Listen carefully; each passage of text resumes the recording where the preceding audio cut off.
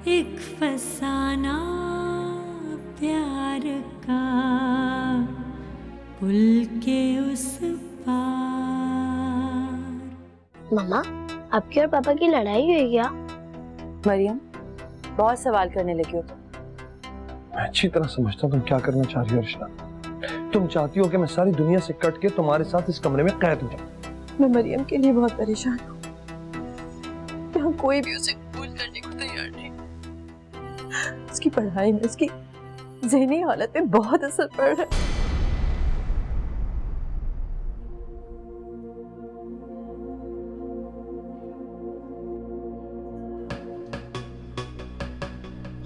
ये बड़ी देर की मेहरबान आते आते।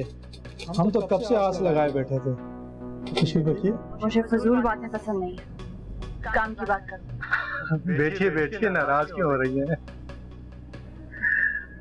अरे बातें तो होती रहेंगी। पहले ये बताइए कि चाय चलेगी या ठंडा? मुझे कुछ भी नहीं चाहिए, मेरी अमानत मेरे हवाले कर दो। भाई अपनी फतह का जश्न मनाना है तो कुछ ना कुछ तो चलेगा ना। मैंने कहा ना, मेरी अमानत मुझे दे दो। दे दूंगा। किस बात की जल्दी है? मेरे पास वक्त नहीं है। मैं अपनी माँ के घर में नहीं हूँ, आदिल के घर में रह रही हूँ। फोन पे फोन आ रहे हैं उसके। मुझे जल्द घर पहुँचना होगा। बस तुम वो रिपोर्ट्स मेरे हवाले कर दो। मैडम, रिपोर्ट्स तो मैं आपको दे दूंगा, लेकिन एक मसला है। मसला? कैसा मसला? मुझे ये सौदा मंजूर नहीं। I need more। What? मैं ऑलरेडी तुम्हें 50,000 रुपए दे चुकी हूँ। मैडम, आप आदिल को नीचे दिखाने के लिए और अपने ऊपर लगे इल्जाम को गलत साबित करने के लिए लाखों रुपए खर्च करने के लिए तैयार हैं। मैंने तो आपका ये काम महज 50,000 रुपए में कर दिया। काम की बात पर आओ। तुम कहना क्या चाहते हो, खुल के बात करो। देखें, आपको वकीलों के पीछे और कोर्ट कचहरी में लाखों रुपए खर्च करने हैं, तो वो मुझे दे दें। ओह, तो ये बात है। आ गए ना तुम अपनी असलियत पर। क्या कीमत है इन रिपोर्ट्स की? 1 लाख, 2 लाख, 3 लाख? 10 लाख। What? 10 लाख? जी मैडम, 10 लाख।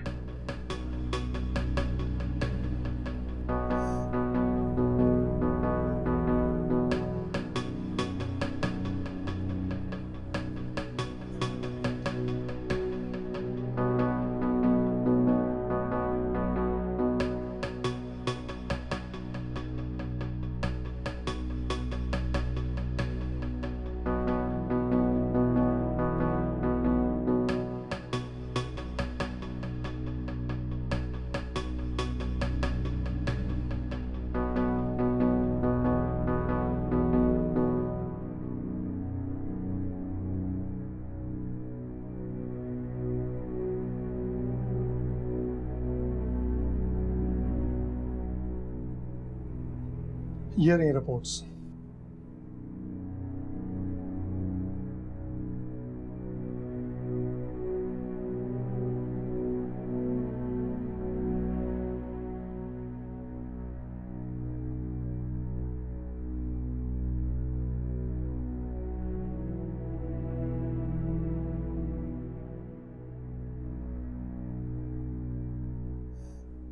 औरत जात भी कितनी बेवकूफ है।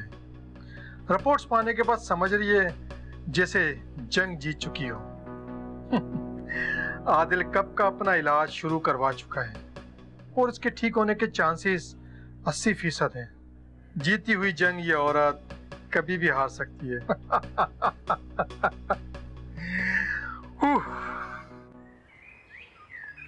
आपने मुझे अचानक यहाँ बुलवा लिया, खैरियत तो है? आदिल, मुझे तुमसे 2 टोक बात करनी है। कैसी बात? देखो, मैंने सबा और मरियम को जबरदस्ती तुम्हारे सर पे नहीं थोपा है, बल्कि तुम्हारी ख्वाहिश पर मैंने उन्हें तुम्हारे हवाले किया। और तुमने मुझसे वादा किया था कि तुम मरियम को बाप का प्यार दोगे। तो फिर अब क्यों वो उस घर में खटकने लगी है? बताओ। आपको शायद कोई गलतफहमी हो रही है, किसी ने कोई बात की है? देखो बेटा, सबा मेरी बहू नहीं बल्कि मेरी बेटियों की तरह है। उसकी आवाज और लहजे से मुझे अंदाजा हो गया कि आजकल वो कितनी परेशान है। लेकिन पप्पा मैंने तो कोई गलत बात नहीं की। मैं उसका शौहर हूं और आखिर मेरी कुछ ना कुछ डिमांड्स तो होंगी ना। ये तुम्हें शादी से पहले सोचना चाहिए था ना कि वो बीवी होने के साथ साथ एक माँ भी है। और तुमने ये कैसे समझ लिया कि वो शौहर की मोहब्बत में अपनी औलाद को कुर्बान कर देगी? जानता हूं, लेकिन इस बात का ये मतलब तो नहीं कि वो मुझे नजरअंदाज कर दे। वो तुम्हें कभी भी नजरअंदाज नहीं करती। अगर उसकी बच्ची को तुम बाप का प्यार देते और अगर उस बच्ची की वजह से तुम बेसुकून हो तो मैं तुम्हें कल तक का वक्त देती हूँ। तुम उसे रख सकते हो तो ठीक है, वरना उसे मेरे पास छोड़ जाओ। लावारिस नहीं है वो।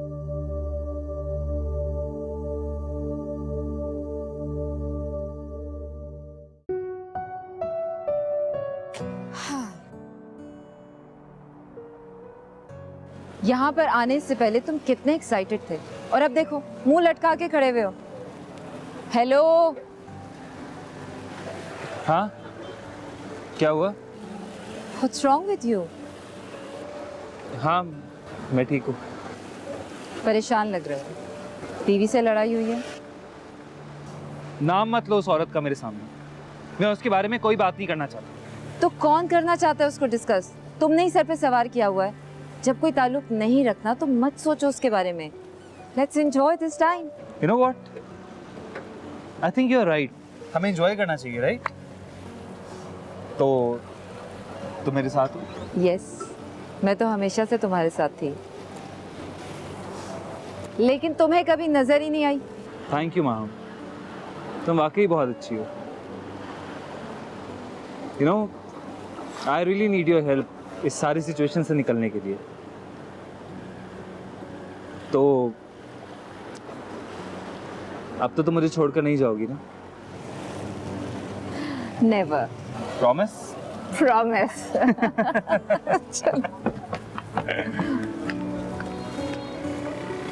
छोटा बेटा कामरान, हाय हाय, लगता है कि वो भी बड़े भाई की तरह। सही कहती हैं बुआ। पुल के उस पार,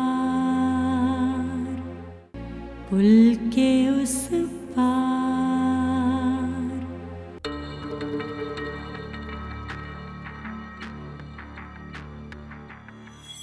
अस्सलाम वालेकुम।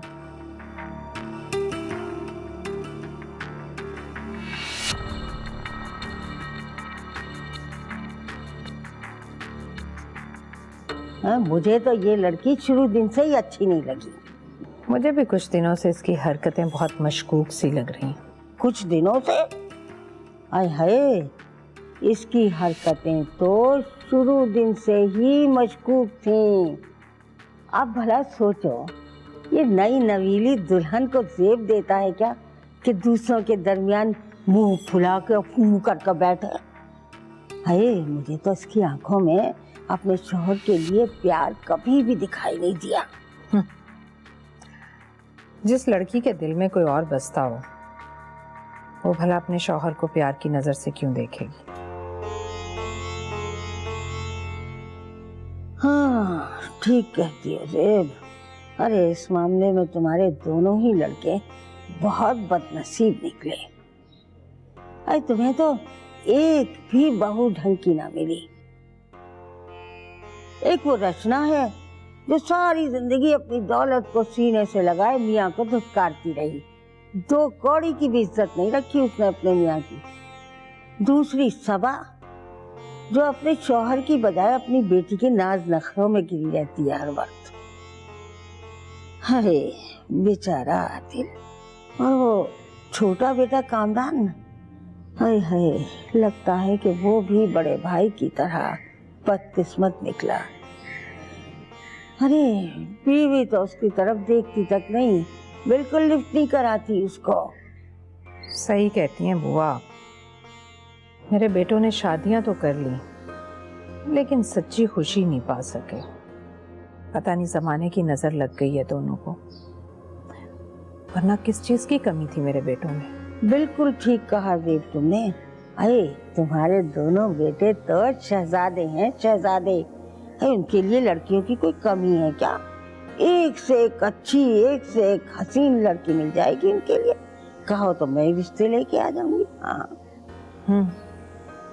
चाहती तो मैं भी यही हूँ बुआ, लेकिन इन तीनों से जान छूटे तभी दूसरी लड़कियां देखनी शुरू करूं।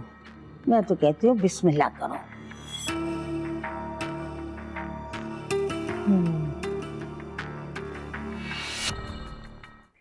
भाभी आप यहाँ हैं? मैं सारे घर में आपको ढूंढ रही थी। क्या हुआ? खैरियत? मत पूछें क्या हुआ। मैंने आज कामरान से कहा मुझे मेरी दोस्त के घर छोड़ दो। उसने तो पूछा भी नहीं कौन सी दोस्त, क्यों जा रही हो, कहाँ जा रही हो, कोई नोटिस ही नहीं दिया। बस मुझे छोड़ के वापस आ गया, जैसे उसे मेरी फिक्र ही ना। मैं तो ये सोच के गई थी कि वो समझेगा मैं अपनी दोस्तों के साथ बाहर घूमती फिरती हूँ, इसलिए उसे इग्नोर करती हूँ। कामरान एक ब्रॉड माइंडेड लड़का है, हो सकता है उसे तुम्हारा सहेलियों के साथ या दोस्तों के साथ घूमना मायूब ना लगता हो। तो अब मैं क्या करूँ? मुमकिन है कि कामरान की नज़र में तुम्हारा यूँ घूमना फिरना कोई बुरी चीज़ ना हो, लेकिन तुम उसे मुसलसल इग्नोर करती रहो। उसे शिद्दत से इस बात का एहसास दिलाओ कि तुम्हारे पास उसके लिए वक्त नहीं है। फिर देखना वो तुम्हारी तरफ ज़रूर माइल होगा।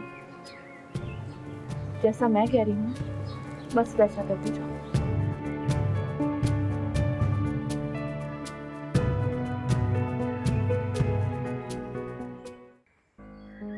माम, thank you very much. Thank you. किस बात का? मुझे इतना सारा वक्त देने का और इन मुश्किल हालात में मेरा सहारा बनने का। अगर तुम ना होती तो पता नहीं मैं क्या कर गुजरता। तुमने वाकई एक अच्छी दोस्त होने का हक अदा कर दिया। रियली। दोस्ती का हक? तुम अभी तक ये सब कुछ सिर्फ दोस्ती समझ रहे हो। क्यों? मैं कुछ गलत समझ रहा हूँ क्या? वक्त आने पर तुम्हें भी समझ आ जाएगा।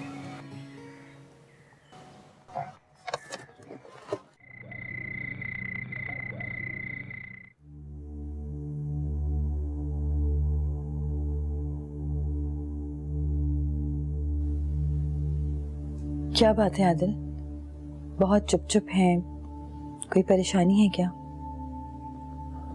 हाँ नहीं, सब ठीक है। पप्पू ने बुलवाया था मुझे आज, उनकी तरफ गया था। अच्छा, खैरियत तो है?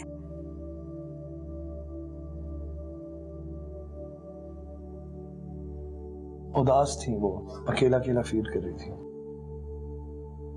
उन्हें मरियम भी याद आ रही थी। उनका ख्याल है कि मरियम को उनके पास ही रहना चाहिए। क्या अम्मी जान ने आपसे ये बात की है? हैरत है, मुझसे तो ऐसा कोई जिक्र भी नहीं किया। खैर मैं उनसे खुद बात करूंगी। नहीं, बात करने की जरूरत नहीं है। घर का सरबरा समझ के उन्होंने मुझसे कह दिया तो इसमें कोई प्रॉब्लम तो नहीं। हाँ लेकिन ये कैसे मुमकिन है? मरियम मेरी भी बेटी है और ये तो ज्यादती है कि एक बेटी को माँ से दूर कर दिया जाए। सब इसमें ज्यादती की क्या बात है? वो उसके चचा का घर है, अगर वो वहां रह लेगी तो क्या होगा?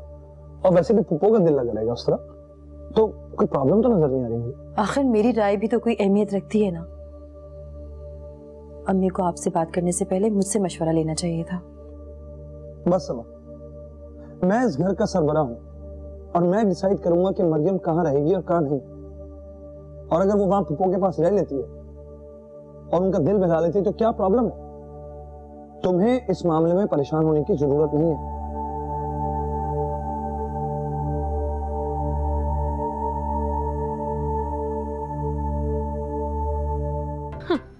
तुम्हें क्या लगता है कि जो तुम कमाते हो उससे इस घर का खर्चा चलता है? मेरे पापा देते हैं हर महीने चेक, तुम्हारा भी खर्चा उठाते हैं और तुम्हारी उस बूढ़ी माँ का भी। पुल के उस पार, पुल के उस पार। है ना, ये क्या तुम फजूल बातें कर रही हो? क्या तुमने नया शोशा छोड़ दिया है कि तुम मरियम को यहाँ लेके आ रही हो? अली प्लीज, पहली बात तो ये कि मुझसे इस लहजे में बात मत करो। मुझे नहीं पसंद कि कोई इस तरह से मुझसे गुफ्तगू करे। अच्छा ओके, सॉरी। तुमने आखिर बात की क्यों, मुझे ये बता। हाँ तो इसमें बुराई ही क्या है? अगर मरियम यहाँ आ जाएगी तो तुम्हारी अम्मी को कंपनी मिल जाएगी। छोटे मोटे काम कर दिया करेगी वो तुम्हारी माँ के। देखो है ना, अम्मी की तबीयत खराब है तो हम उनका ख्याल रख सकते हैं। मैं अपना कारोबार करने लगा हूँ, अच्छा कमाता हूँ, हम अम्मी के लिए कोई नर्स रख लेंगे ताकि वो उनका ख्याल रखें।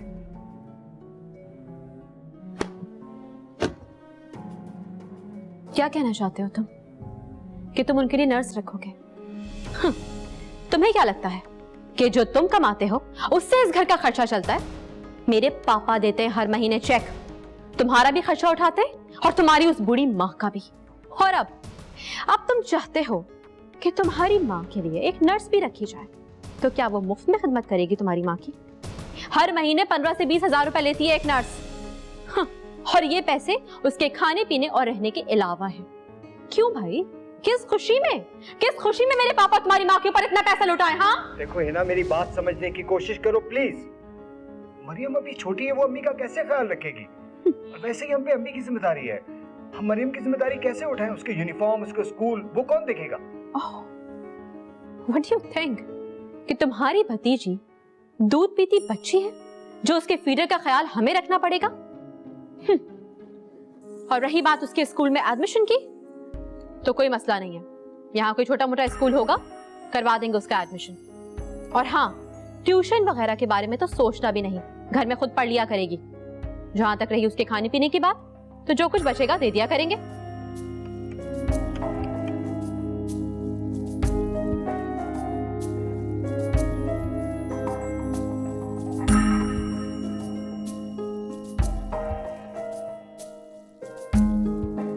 छोटी बच्ची, माय फुट।